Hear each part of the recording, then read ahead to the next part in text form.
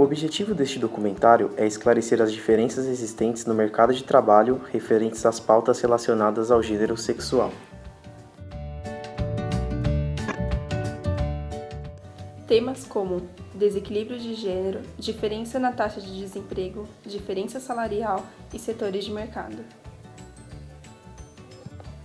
Todos esses assuntos serão tratados por meio de dados estatísticos disponibilizados por órgãos públicos, junto com uma entrevista com uma professora de educação básica.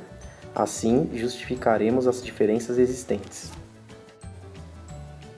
Em 2017, a OIT, Organização Internacional do Trabalho, estima que a taxa de participação feminina no mercado de trabalho seja de 56%, uma diferença de 22,2 pontos percentuais em comparação com a participação masculina, estimada em 78,2%. A gente pode perceber também, e até quando eu era assistente administrativo, eu percebia a questão de o homem se sobressair mais do que a mulher na parte da liderança. Por muitas vezes a mulher tinha a mesma qualificação do que o homem e mesmo assim o homem ele se sobressaía na questão de liderar.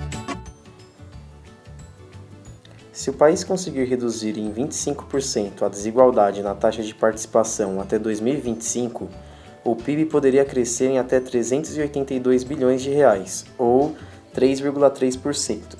Além disso, o mercado de trabalho brasileiro ganharia uma mão de obra com cerca de 5 milhões de mulheres. Apesar das mulheres terem mais anos de estudo do que os homens, a taxa de desemprego é maior, além de ganharem salários mais baixos. Segundo o IBGE, em 2014, a quantidade de mulheres que estavam desempregadas foi de 8,8%, enquanto a taxa dos homens ficou em 5,3%. Em relação à renda, também há desigualdade. As mulheres ganham cerca de 70% do salário dos homens.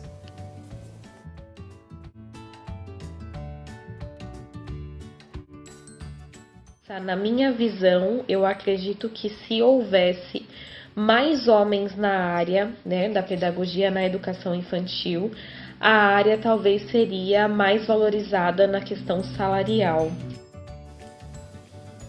Existem alguns setores de mercado que demonstram clara diferença entre os gêneros, como por exemplo a área da indústria e a área dos serviços educacionais e domésticos. Sou professora da rede de educação básica há 6 anos.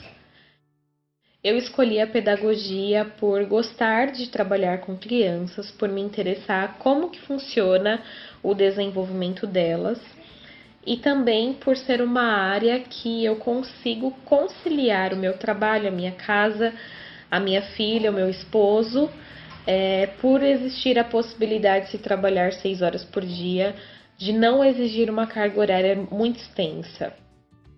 É uma questão de que a gente precisa continuar lutando, para que exista uma coisa igualitária, tanto para o homem quanto para a mulher, e que possa existir também mais valor, nessa questão, e também em outras áreas, para a mulher ser mais valorizada e não somente o homem,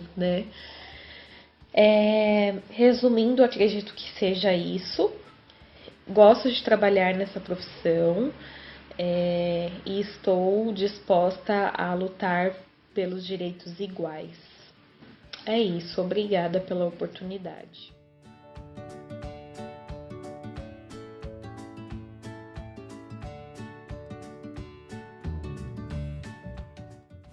Primeiro, ampliar a concepção de liderança. A visão de que os cargos de gestão combinam mais com características ditas masculinas, como coragem, força e ambição, é histórica, e muitas mulheres, de forma equivocada, acabam incorporando essas características, achando que é esse o caminho para chegar ao topo. Para isso, é preciso valorizar os atributos ditos femininos, como sensibilidade e capacidade de trabalhar em equipe, que são fundamentais para liderar e trazer bons resultados para a empresa. Segundo, valorizar as mulheres por seus atributos profissionais.